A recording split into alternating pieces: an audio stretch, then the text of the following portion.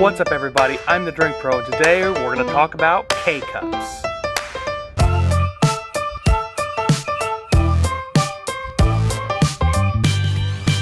Hey everybody, Kyle the Drink Pro here. Thanks so much for joining me. As you can see, this is not my studio.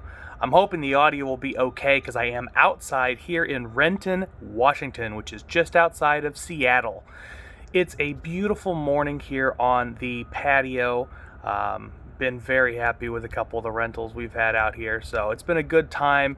Happy marriage to my cousin Jeremy. He's a member of the Patreon. You should be too. Patreon.com/thedrinkpro for tons of bonus content, including some cool bonus content from here in Washington. But enough about that. I'm very excited for him and his wife Jen. It's going to be a great marriage.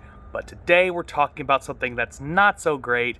K-Cups. I'm going to review a pour of Rainforest Classic. Now, this doesn't have any label on it for who it made it or the history of the brand or even where it's coming from. I know it's 100% Arabica beans and that it's a dark roast, but that's kind of it. And then it's got this Rainforest Alliance certified. I think that there are a lot of problems with K-Cups generally that I want to talk about with people who may enjoy coffee, but they want to get deeper into the coffee world. Here's why I would say you should avoid Keurigs and K-Cups.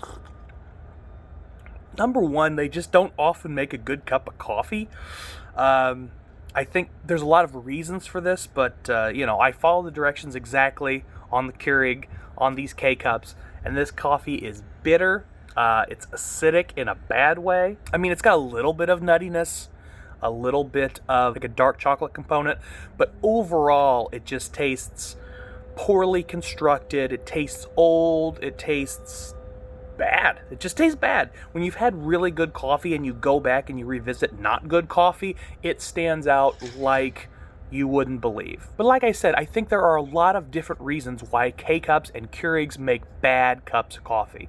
And it has actually a lot less to do with the process and more to do with the product. Now, number one, if you care about the environment at all, you know that these little bastards are terrible for it. They are made of plastic. They are one-time use. They do not get recycled. They have a little recycle icon on the bottom of it, but if you've ever read into it, those little recycle icons don't mean as much as you might think. Most places can't recycle this kind of product. But there are solutions to that. I have seen K-Cups that are designed to be biodegradable, compostable. There are other machines that use K-Cups which have little inserts into which you can stick ground coffee, you can wash them, reuse them. So they're essentially a reusable filter that would fit into a K-Cup machine. Now, I don't have any problem with people using the machine per se. It's basically just a 1-cup pour over. Oh, that makes bad coffee. But you have to be able to control what you are actually putting into the machine. These little K-Cups, number one, I have no idea what this coffee is. I don't know where it's from. I don't know how long it's been in here. I don't know when it was roasted. All that information is stuff you can get on bags of high-quality coffee. You know when they're roasted. You know when they're from. They're typically single origin. Hell, a lot of coffees I've reviewed on this channel, you can go look up the specific farm where those coffees are coming from.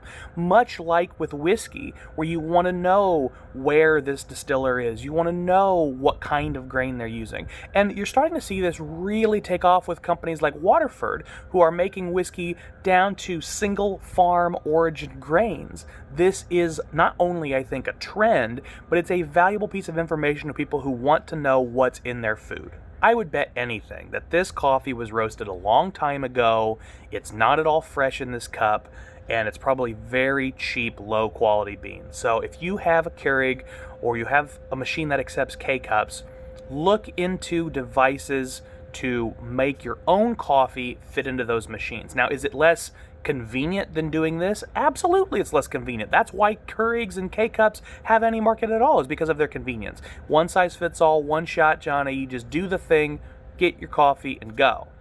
But there is a way to make things very similarly convenient that has higher quality coffee flavors. It makes more or less coffee. It's more adjustable. And it's not as bad for the environment. One thing that the Keurig and those kind of flat bottom pour over machines both struggle with, and it's part of why I like to do a humans pour over, where I'm physically pouring the water, is you lose a lot of control. I mean, I use a scale. I measure the pours down to a gram or a tenth of a gram when I can. I am very precise with my percentage of coffee versus percentage of water versus how long the water should drip over the coffee and how finely ground the beans are. All of those things change the flavors drastically. You might not realize how much they change the flavors until you sit there and you do them next to each other. I don't know if I've got a video on that, but if I don't, I'm going to make one. So make sure you subscribe so you can watch me make a video on that. Controlling for variables is important not just to making a good cup of coffee, but to making a cup of coffee that you enjoy. Remember, taste is subjective, like bourbon, like whiskey, like any spirit, like any cocktail, and like coffee. If you like it, good, drink it that way. If you don't like it, figure out what you don't like about it. And I can't think of a consumer good in these categories of drinks that you have more control over than coffee. You can control where you get the beans, you can control the grind, you can control the freshness, you can control the water levels, the water rate, the water ratio, how hot the water is, everything. And all of those variables will change how the coffee tastes. I don't want this, just get that out of here. I'm going to drink the rest of this cup of coffee, but think about that the next time you go to your K-Cup and want to make a quick cup of coffee in the morning. How much time would it really take you to make a Mr. Coffee flat bottom filter drip cup? Set it up overnight. It'll probably take you 2 or 3 minutes more than this would, but you can get a way better cup of coffee. You can get better beans themselves, more control over your roast, more control over your grind, more control over how much water you put in. And if you really want to get serious, consider getting a pour-over machine. Again, you're only adding 2 or 3 minutes, but you have to do that in the morning, which I know is kind of a deal breaker for some people. But I'm telling you, it makes a difference. It's worth it.